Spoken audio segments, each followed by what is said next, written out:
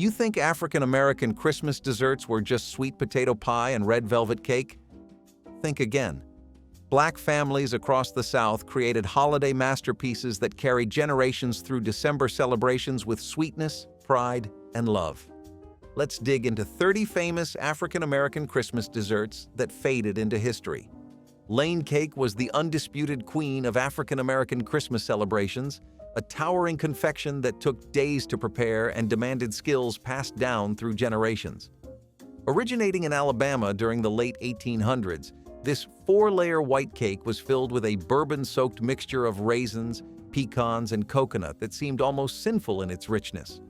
Black families adopted and elevated this recipe, often adding extra whiskey or homemade vanilla. The preparation began days before Christmas, with the filling needing time to cure and the flavors melding into something magnificent. Women would crack pecans by hand, soak raisins in bourbon, and carefully separate dozens of eggs to achieve the perfect tender crumb. The white icing, applied in thick swirls, made the cake look like a snow-covered mountain. Children knew not to touch it until Christmas dinner was served. Laine cake represented more than dessert. It was proof that Black women could create elegance from simple ingredients. Japanese fruitcake had nothing to do with Japan, but everything to do with African American Christmas traditions across the Deep South. This layered spice cake earned its exotic name from the unusual combination of ingredients: coconut, raisins, and warm spices stacked between alternating layers of light and dark cake. Black families made this for Christmas because it showcased skill and patience, with each layer requiring separate preparation. The white layers were tender and light, while the dark layers were dense with spices, nuts, and dried fruit.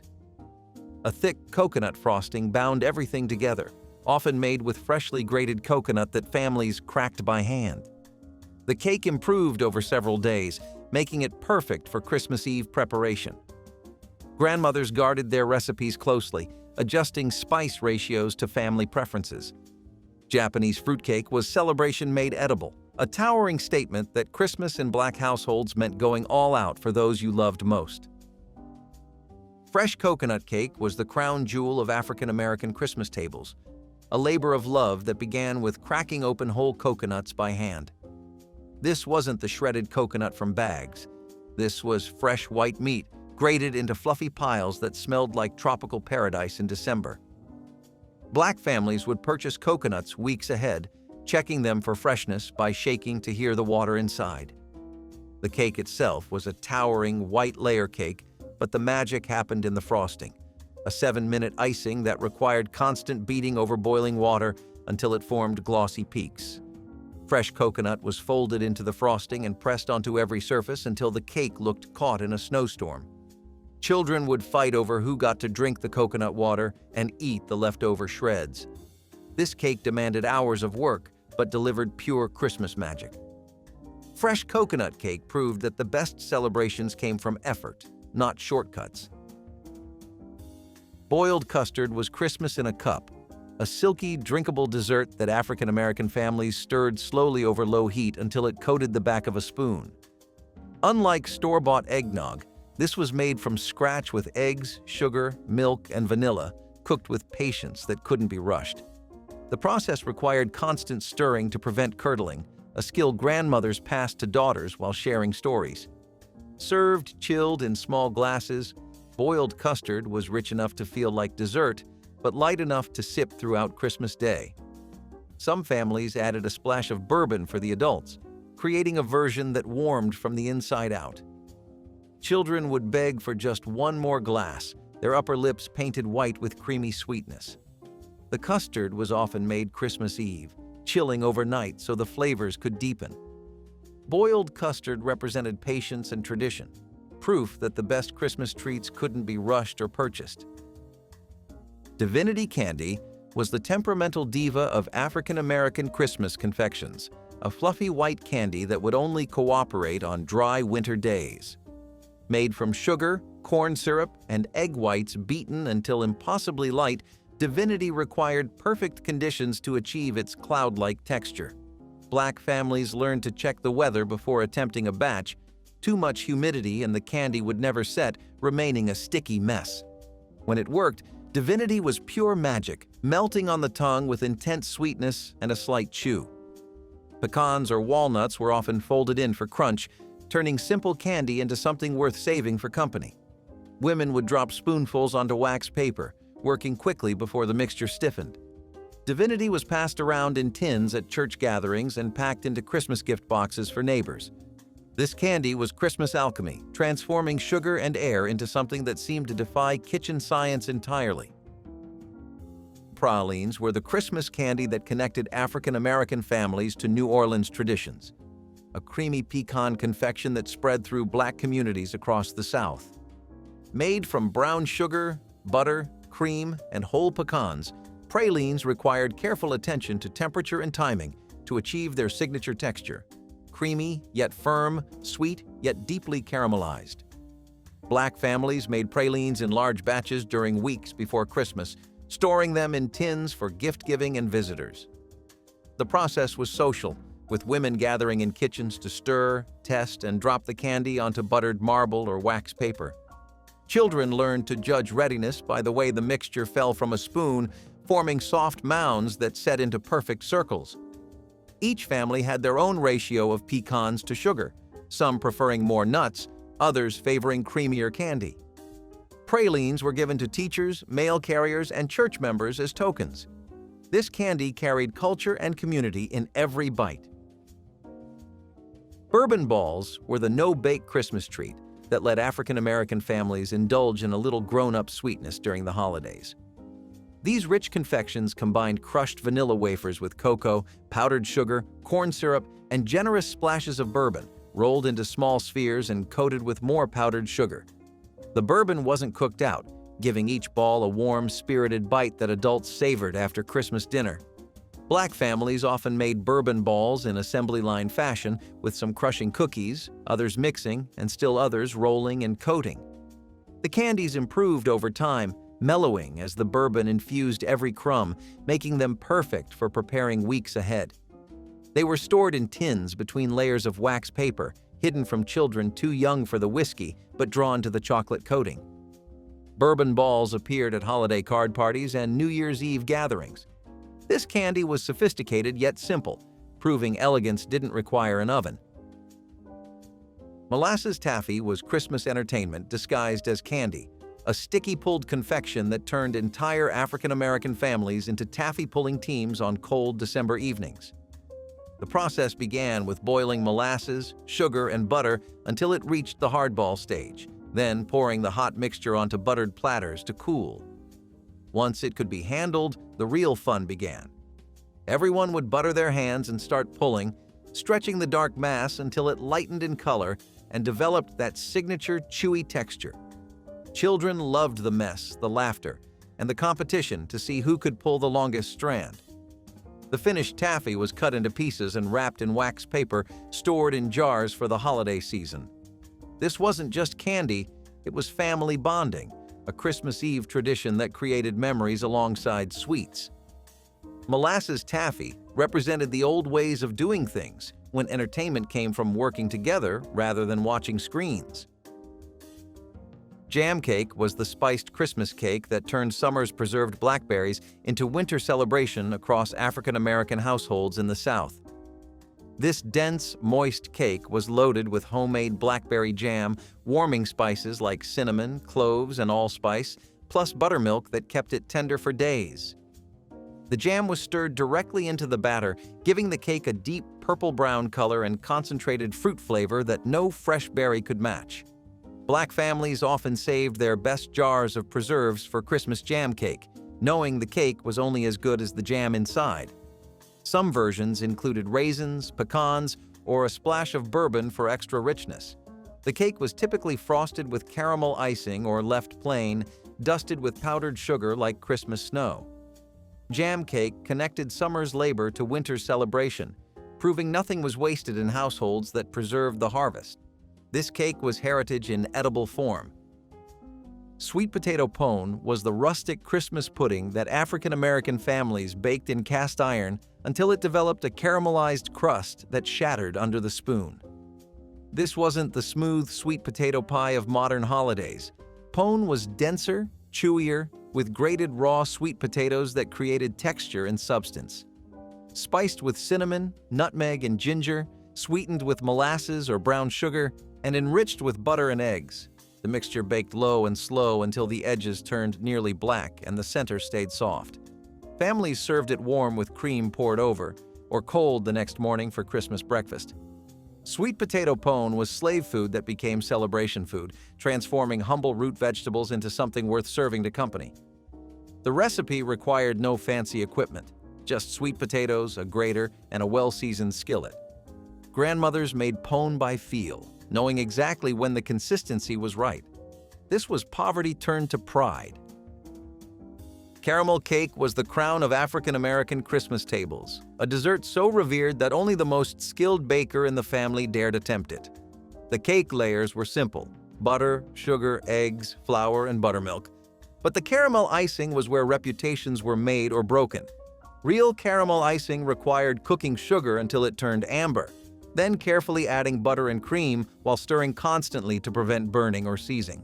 The process could take an hour of standing over a hot stove, watching the mixture transform from grainy to glossy. If the caramel was pulled too soon, it would slide off the cake. Too late, and it would harden into candy before spreading. Black grandmothers knew the exact color, the perfect drip from the spoon, the moment when everything came together. The finished cake wore thick waves of mahogany icing that cracked slightly when sliced. Caramel cake was Christmas morning, Christmas dinner, and Boxing Day breakfast combined into one magnificent dessert. Sock-it-to-me cake was the bunt pan showstopper that graced African-American Christmas tables throughout the 1970s and beyond. This dense, buttery cake featured a ribbon of cinnamon pecan filling swirled through the center, creating a surprise with every slice. The name came from the popular catchphrase on "Laugh-In," but the cake itself was pure Southern comfort. Black families made it for Christmas because the bundt shape looked festive without requiring decorating skills, and the cake stayed moist for days. The batter was enriched with sour cream, giving it a tender crumb that melted on the tongue. A simple glaze of powdered sugar and vanilla drizzled over the top caught in all the decorative ridges of the pan. Children loved discovering the cinnamon swirl hidden inside, while adults appreciated the cake's ability to feed a crowd without fuss. Sock-it-to-me cake represented modern convenience meeting traditional flavor, perfect for busy holiday kitchens. Brown sugar pound cake was the humble cousin of fancier Christmas cakes, yet it held its own on African-American holiday tables with deep caramel flavor and incredible density. Unlike white sugar pound cakes, this version used dark brown sugar that gave the crumb a molasses-tinged sweetness and golden brown color. The recipe followed the traditional pound cake ratio, a pound each of butter, sugar, eggs, and flour, but the brown sugar transformed everything. Black families baked these in tube pans, letting them cool completely before turning out cakes that were heavy enough to anchor a dessert table. Some added pecans or a brown sugar glaze, but many served the cake plain, its flavor rich enough to stand alone.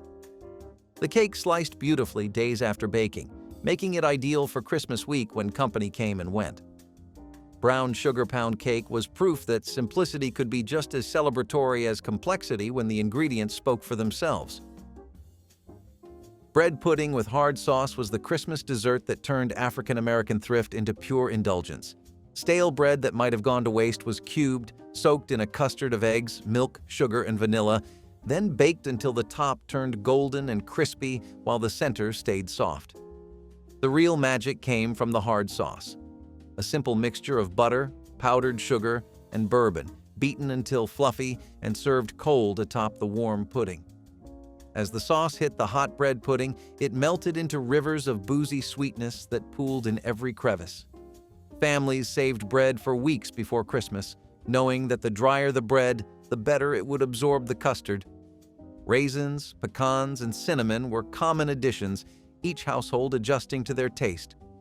Bread pudding with hard sauce was waste-nothing wisdom transformed into holiday luxury, proof that resourcefulness and celebration were never in conflict. Tea cakes were the simple sugar cookies that African-American grandmothers baked by the dozens for Christmas, filling tins that would last through the holidays. These weren't fancy decorated cookies. They were soft, round, lightly sweetened with just a hint of nutmeg or vanilla, and perfect for dunking in coffee or milk.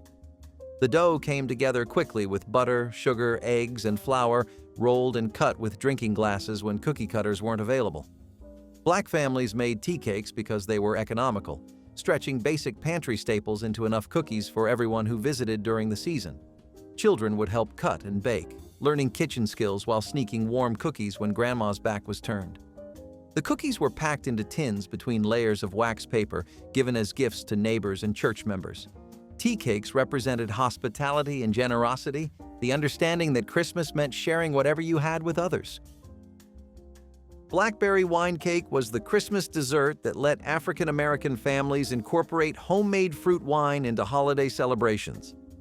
The cake batter was moistened with blackberry wine instead of milk, giving it a deep purple tint and subtle fruit flavor that set it apart from ordinary cakes. Black families often made their own wine from summer berries, saving bottles specifically for Christmas baking. The alcohol baked out, leaving behind concentrated berry essence that perfumed kitchens for hours. The cake was dense and rich, typically baked in a bundt or tube pan and glazed with a mixture of powdered sugar and more wine. Some families soaked the finished cake in additional wine, creating a dessert that improved over several days as the flavors melded. Blackberry wine cake connected summer harvests to winter celebrations, honoring the tradition of preserving and stretching what the land provided into something worth celebrating. Egg custard pie was the delicate Christmas dessert that African American families made when they wanted something lighter than the rich cakes dominating holiday tables. The filling was simple: eggs, sugar, milk, vanilla, and a whisper of nutmeg, baked in a flaky crust until the custard set with a gentle wobble in the center. The top developed a golden skin dusted with nutmeg that looked like Christmas itself. Black families valued this pie because eggs were often available from backyard chickens, making it affordable even in lean years. The texture was silky and cool, a welcome contrast to heavy holiday meals. Children loved its gentle sweetness, and elders appreciated its digestibility after days of rich food. Egg custard pie required patience. Baking too fast would curdle the filling, too slow would make it weep. Grandmothers knew their ovens intimately, adjusting temperatures by feel. This pie was simplicity perfected, proof that Christmas elegance needed nothing more than eggs, cream, and care. Prune cake was the deeply spiced Christmas cake that African American families made when dried plums were more affordable than fresh fruit. Stewed prunes were folded into a batter, rich with cinnamon, allspice, cloves, and nutmeg, creating a cake so dark and moist it seemed almost magical. The prunes provided natural sweetness and kept the cake tender for over a week, perfect for the marathon of holiday visiting. Black families often frosted prune cake with caramel or brown sugar icing, amplifying the deep flavors already present. Some versions included buttermilk for tang or black walnuts for crunch. The cake was substantial enough to anchor a dessert table, yet refined enough to serve to the preacher when he came calling. Prune cake represented the ingenuity of making celebration from what was available, turning an unfashionable fruit into something genuinely delicious. Those who remember it recall its complex spice and satisfying density with real affection. Gingerbread with lemon sauce was the Christmas dessert that balanced warm spices with bright citrus across African American holiday tables. The gingerbread itself was dense and dark, made with molasses that gave it both color and that distinctive bittersweet depth. Ginger, cinnamon, and cloves filled kitchens with the smell of the season as the bread baked to perfection. But the revelation was the lemon sauce. Butter, sugar, and fresh lemon juice cooked into a pourable glaze that cut through the richness like sunshine breaking through clouds. Black families served the gingerbread warm, with the cool lemon sauce puddling around each slice. Children who thought they didn't like gingerbread changed their minds when the lemon entered the picture. The contrast of dark and light, warm and cool, spicy and tart, made this dessert unforgettable. Gingerbread with lemon sauce has largely vanished from modern tables, replaced by simpler sweets that lack its sophisticated balance. Syllabub was the elegant Christmas drink dessert that African-American families served in their finest glasses when company came calling during the holidays. This frothy mixture of cream, sugar, wine or sherry, and lemon juice was whipped until it held soft peaks, then spooned into cups where it slowly separated into cream on top and sweet liquid below. The name sounded fancy and the presentation impressed, but the recipe was simple enough for any cook to master. Black families learned syllabub from plantation kitchens and made it their own, sometimes substituting homemade wine or adding nutmeg for warmth. Guests would eat the cream with spoons, then drink the sweet wine that pooled beneath. 2 desserts in one. Syllabub required no baking, no special equipment, just good cream and patience with the whipping. It represented the kind of old-fashioned elegance that Christmas once demanded. A reminder that celebration meant elevating everyday ingredients into something worth savoring slowly. Pecan pie was the Christmas dessert that showcased the South's most treasured nut in all its buttery, caramelized glory across African-American holiday tables. The filling was simple: eggs, sugar, corn syrup, butter, and vanilla poured over a layer of pecan halves that rose during baking, creating a mosaic of golden nuts suspended in amber sweetness. Black families often gathered pecans themselves from trees in yards and along roadsides, cracking them by hand during the weeks before Christmas. The pie baked until the filling set but still jiggled slightly, promising that perfect balance between firm and gooey. Some families added bourbon or chocolate, but traditionalists insisted the pecans needed nothing more than that caramel-like filling to shine. Pecan pie was served at room temperature, often with fresh whipped cream, though many preferred it unadorned. The pie represented abundance, the gift of southern trees transformed into something worth celebrating. It was the dessert that said Christmas had truly arrived. Chess pie was the mysteriously named Christmas dessert that African-American families baked when simplicity and sweetness were all that mattered. The filling contained nothing more than eggs, sugar, butter, and a splash of vinegar or buttermilk that gave it a slight tang beneath all that sweetness. Some added cornmeal for texture, creating a thin crust on top as the pie baked. The name's origin remains debated. Some say it came from chest pie because it kept well without refrigeration. Others claim it was just pie, spoken with a southern accent. Black families made chess pie because the ingredients were always on hand and the result never disappointed. The filling baked into a golden custard with a slightly caramelized top that crackled when sliced. Served in thin wedges because of its intense sweetness, chess pie was often the last dessert remaining on holiday tables because everyone assumed someone else had claimed it. This pie was proof that the simplest recipes often endured the longest.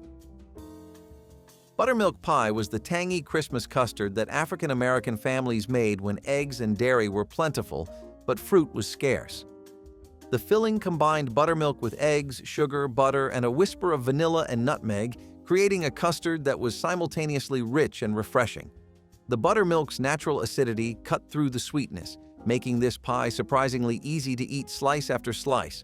Black families valued this recipe because buttermilk was a byproduct of butter making, essentially free for those who churned their own. The pie baked until the top developed a golden brown skin that contrasted beautifully with the creamy white interior. Some families added lemon zest for brightness, while others preferred the pure buttermilk flavor. The pie was served chilled, making it a welcome contrast to warm holiday cakes and heavy puddings. Buttermilk pie represented the ingenuity of using what you had, transforming a humble dairy product into something genuinely elegant. It was thrift disguised as indulgence. Ambrosia was the fruit salad that African-American families served at Christmas when fresh fruit was a rare and precious luxury in the winter South. This wasn't the heavy, mayonnaise-laden version that came later. Traditional ambrosia was simply fresh oranges, shredded coconut, and perhaps a sprinkle of sugar, layered in glass bowls that showed off its beauty. Black families would wait for Christmas oranges to arrive, peeling them carefully and removing every bit of white pith. Fresh coconut was grated by hand, the white shreds mixing with the bright citrus like snowflakes on sunshine. Some added maraschino cherries for color or pineapple for sweetness, but purists insisted on keeping it simple.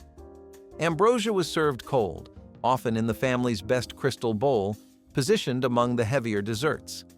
The name meant food of the gods, and for families who rarely saw fresh fruit in December, it truly was divine. Ambrosia was celebration in a bowl, a reminder that the freshest ingredients needed nothing more than each other.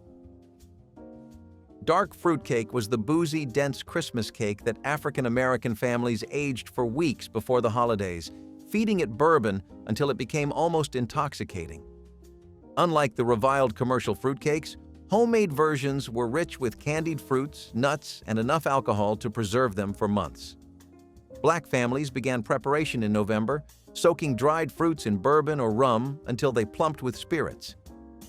The batter was heavy with molasses and dark brown sugar, baked low and slow until a toothpick came out clean, but the cake remained moist. Once cooled, the cake was wrapped in cheesecloth, doused with more bourbon, and stored in tins where it aged into something extraordinary. Slices were cut thin because the flavor was so concentrated, each bite delivering fruit, spice, and warmth. Dark fruitcake was often served with hard sauce or simply enjoyed with coffee. This cake was patience made edible, proof that some pleasures were worth waiting for. Peanut brittle was the Christmas candy that African-American families made in large batches, filling tins that would be given as gifts and kept for holiday snacking. The process required courage. Cooking sugar to the hard crack stage meant watching temperatures climb past 300 degrees while stirring constantly. Raw peanuts were added at just the right moment, toasting in the hot sugar until golden and fragrant. Baking soda was stirred in quickly, creating the tiny bubbles that made brittle shatter rather than stick to teeth. The mixture was poured onto buttered slabs and spread thin before it hardened. Families learned the hard way that humidity could ruin a batch, making the brittle sticky instead of crisp. Successful batches were broken into jagged pieces and stored in airtight tins. Peanut brittle was often the last candy made before Christmas because it required dry weather and full attention. This candy was science and tradition combined, a sweet reminder that the best treats demanded respect. Coconut candy was the simple Christmas confection that African-American families made when fresh coconut was available and patience was plentiful. Sugar and water were cooked to soft ball stage, then freshly grated coconut was stirred in until the mixture became thick enough to drop by spoonfuls onto wax paper. The candies set into sweet, chewy mounds that tasted like tropical sunshine in the middle of December. Some families tinted portions pink or green for Christmas color, while others left them snowy white. The key was using fresh coconut rather than the dried, sweetened kind from bags. The natural moisture created a texture that packaged coconut couldn't match. Coconut candy was often made alongside other Christmas confections, the grated coconut pulling double duty for cakes and candies alike. Children loved these simple sweets because they were allowed to help drop the spoonfuls. Coconut candy was proof that two ingredients could create something worth remembering all year long. Persimmon pudding was the forgotten Christmas dessert that African-American families made when wild persimmons ripened after the first frost. The fruit had to be perfectly soft. Picked too early and the astringent tannins would pucker mouths and ruin the pudding entirely. Families gathered the orange fruits from wild trees, mashing them into pulp that became the base for a dense spiced pudding. Mixed with eggs, sugar, buttermilk, and warm spices, the batter baked into something between cake and custard, with a texture that was almost fudgy. The flavor was unique, sweet but earthy, with hints of dates and cinnamon that no other fruit could replicate. Persimmon pudding was served warm with whipped cream or hard sauce, though some families ate it cold for breakfast.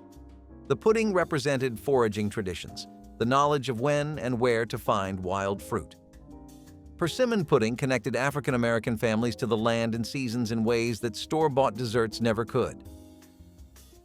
Sorghum cookies were the deeply flavored Christmas treats that African-American families baked when molasses was common, but refined sugar was dear.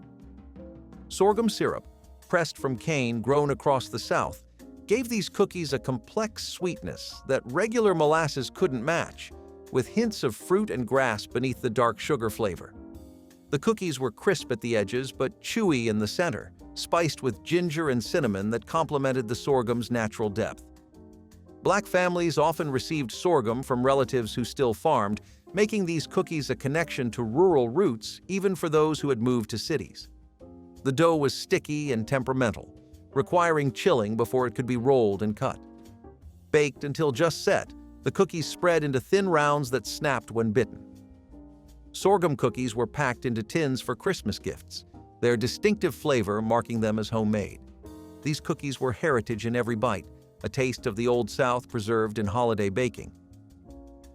Fig preserves cake was the Christmas dessert that connected African American families to the fig trees their grandmothers had planted and tended for generations. Homemade fig preserves, put up during summer's harvest, were folded into a spiced batter that baked into a moist, dense cake perfect for the holidays.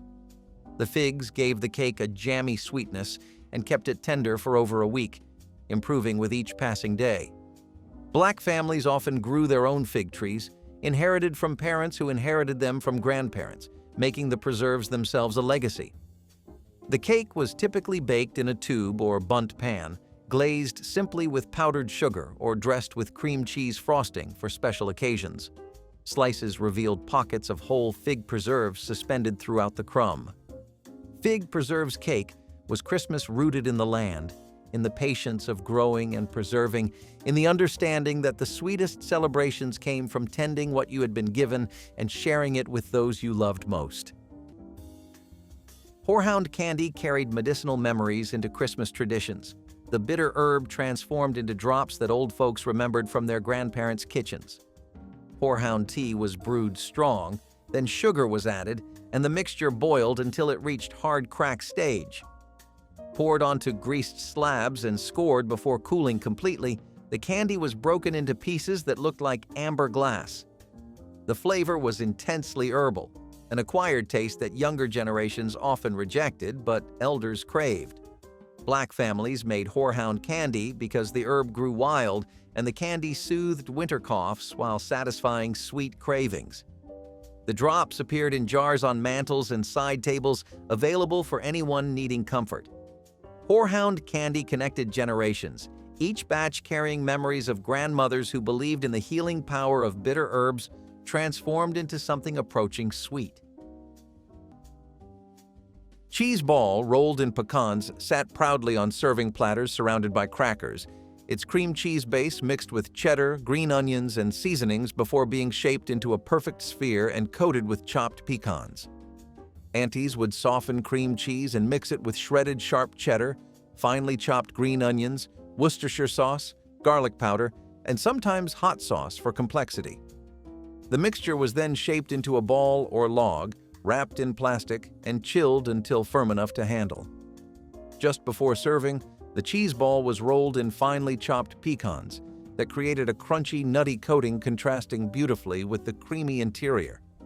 In 1970s Black households, cheese balls represented sophistication and effort, centerpieces of appetizer spreads that showed guests the host had put thought into the gathering. Children loved them because they could spread the cheese themselves onto crackers, feeling grown up and independent. Pickled pig's feet appeared on Christmas tables as testament to using every part of the hog with dignity and creativity. Preparation began days before. Feet cleaned meticulously, boiled until tender, then submerged in spiced vinegar brine with bay leaves, peppercorns, and hot peppers. Pickling transformed what some dismissed as scraps into a delicacy with complex flavors, tangy, savory, and rich with gelatin melting on the tongue. Families served them cold from glass jars, arranged on plates with crackers. The dish carried deep significance, representing resourcefulness born of necessity and elevation of humble ingredients into celebration. Elders remembered when pickled feet were everyday sustenance, but Christmas made them special with extra spices and proud presentation. Children often approached with hesitation, but those who learned appreciation became lifelong devotees. The tradition connected holiday tables to ancestral wisdom about wasting nothing and honoring everything that sustains you through hardship and joy alike. Butter beans cooked with ham hock and served in small cups became hearty appetizers that filled hungry children before dinner, their creamy texture and smoky flavor creating comfort in every spoonful. Grandmothers would simmer dried butter beans with ham hocks, onions, and seasonings for hours until the beans became tender and creamy while absorbing the smoky, salty flavor from the meat. The finished beans were served in small portions in cups or bowls with small spoons, allowing guests to enjoy them without needing plates. Some families topped the beans with crumbled cornbread or a drizzle of hot sauce for extra flavor and texture. In Black households during the 1970s, butter beans represented soul food tradition brought to the appetizer table, showing that holiday food could honor heritage while fitting modern entertaining formats. Children loved butter beans because they tasted familiar and comforting, like Thanksgiving dinner in miniature form that warmed them from the inside. Fried sugared pecans appeared at every Black Christmas gathering, the nuts coated in cinnamon-spiced sugar that crackled and melted on the tongue. Egg whites whisked until foamy provided the glue, coating pecans before they were tossed in sugar mixed with cinnamon, nutmeg, and a pinch of salt. Spread on baking sheets and roasted slowly, the nuts emerged fragrant and crystallized, each one wearing a sweet shell that transformed ordinary pecans into candy. The process was forgiving, making sugared pecans the candy that beginners could master without fear of failure. Children helped stir nuts in sugar, their small hands learning the rhythms of holiday candy making through simple tasks. Tins of sugared pecans traveled to church gatherings and neighbor visits, the candy acceptable for any occasion from afternoon coffee to midnight snacking. Sugared pecans represented accessibility, the candy that anyone could make regardless of skill or experience, yet still tasted impressive enough to gift with pride. Fried okra rounds served with ranch dressing were crispy, crunchy appetizers that introduced children to vegetables in ways that made them forget they were eating something healthy, the golden coating making every bite feel like a treat. Mothers would slice fresh okra into thick rounds, coating them first in buttermilk that helped breading adhere, then dredging them in seasoned cornmeal mixed with flour, salt, pepper, and garlic powder. The okra rounds were dropped into hot oil where they bubbled and crisped, the cornmeal coating turning golden brown while the okra inside stayed tender. Once drained on paper towels and sprinkled with extra salt while still hot, the okra was piled into serving bowls and placed near small dishes of ranch dressing that children dunked them into with enthusiasm. In Black households during the 1970s, fried okra represented Southern tradition meeting holiday hospitality. Children loved fried okra because it felt like eating fried chicken in vegetable form. Chicken liver pâté brought sophisticated flavors to African-American Christmas tables without requiring expensive ingredients. Chicken livers were sautéed with onions in butter until cooked through, then blended smooth with cream cheese, bourbon, and warm spices. The mixture was packed into crocks and chilled until firm enough to spread on crackers or toast points. The flavor was rich and earthy, with bourbon adding warmth complementing holiday celebrations. Families valued this appetizer because chicken livers cost pennies compared to fancy imported pâtés, yet the result tasted equally elegant. Grandmothers who learned to stretch every dollar transformed humble organs into something guests assumed came from specialty shops. The pâté kept well for days, ready to serve whenever visitors stopped by. Children often wrinkled noses at the idea, but adults savored every creamy bite. This dish proved African-American cooks could create refinement from resourcefulness, turning ordinary into extraordinary.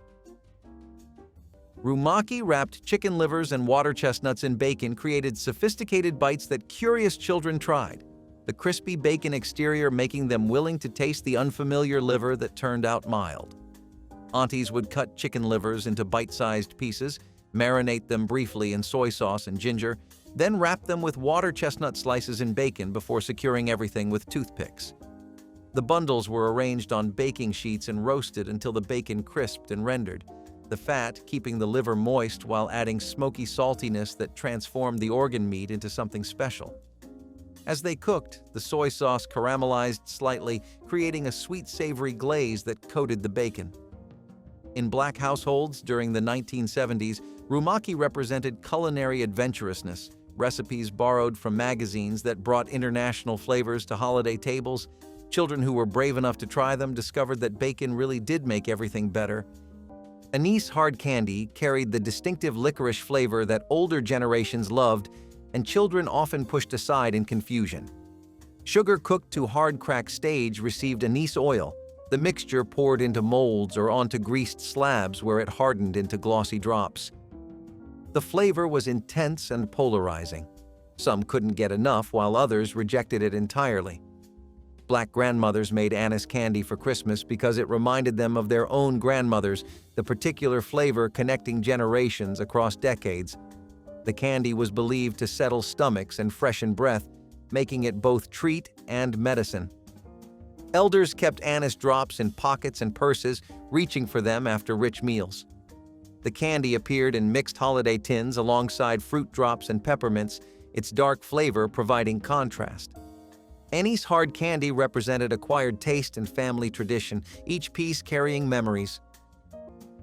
Pimento cheese pinwheels made with tortillas spread with creamy pimento cheese and rolled into tight spirals created colorful, easy-to-eat bites that children grabbed enthusiastically. Aunties would spread flour tortillas with homemade pimento cheese made from sharp cheddar, cream cheese, diced pimentos, mayonnaise, and seasonings. The tortillas were then rolled tightly into logs, wrapped in plastic wrap, and refrigerated for several hours to firm up and make slicing easier. Once chilled, the logs were unwrapped and sliced into rounds about half an inch thick, each pinwheel revealing the bright orange cheese dotted with red pimento pieces. In 1970s, Black households' pimento cheese pinwheels represented modern entertaining, a variation on traditional pimento cheese that made serving easier and more elegant. Children loved pimento cheese pinwheels because they were perfectly portioned, colorful, and tasted like their favorite spread in a fun new format.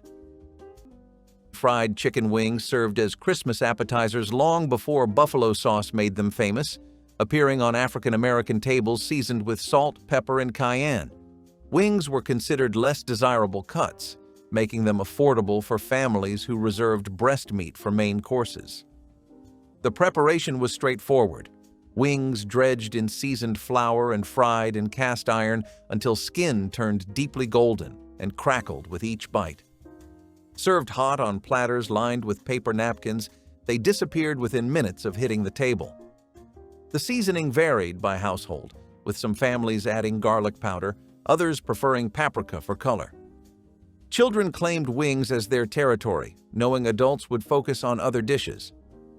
Church gatherings featured massive platters of wings, with cooks competing over whose seasoning achieved perfect balance.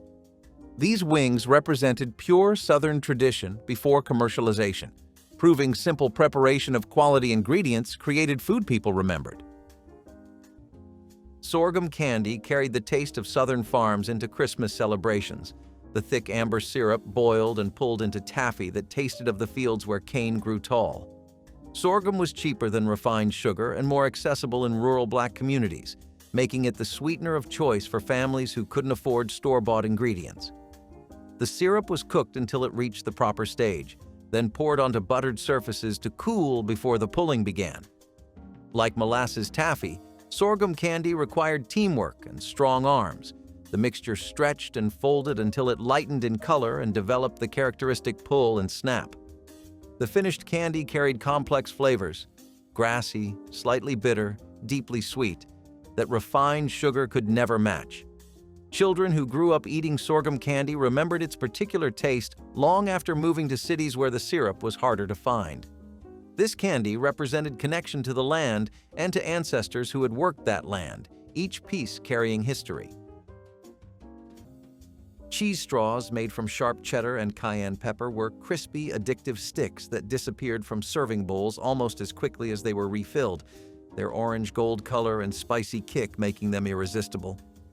Grandmothers would grate blocks of sharp cheddar by hand, mixing it with softened butter, flour, cayenne pepper, and salt until the dough came together, then pressing it through cookie presses or rolling it into long ropes before slicing. The cheese straws baked until crispy and slightly browned at the edges, filling kitchens with the sharp, tangy aroma of melting cheese mixed with subtle heat. Once cooled, They were stored in tins, maintaining crispness for days. In 1970s, Black households, cheese straws represented Southern tradition, recipes passed down through generations with each family adding their signature touch, extra cayenne, paprika, or pecans. Chitlin bites transformed the traditional holiday dish into appetizer form, offering small portions of the intensely flavored delicacy. Chitterlings were cleaned with extraordinary care, a process taking hours, then boiled with onions, vinegar, and seasonings until tender before being chopped and fried crispy. Served with hot sauce and crackers, chitlin bites allowed those who loved the dish to enjoy it and newcomers to try without full commitment. The aroma announced their preparation throughout the house, a scent dividing people into devoted fans and determined avoiders. Families who served chitlin bites did so with pride, honoring traditions stretching back generations when humble ingredients sustained communities. The dish required courage to prepare, knowing some guests would decline while others returned for more. Children watched elders eat chitlin bites with reverence, understanding the dish carried cultural significance beyond nutrition. This appetizer connected Christmas tables to ancestral survival and celebration. Which forgotten Christmas dessert would you bring back to your holiday table? Drop your sweetest memory in the comments, hit that like button, and subscribe to keep these delicious traditions alive.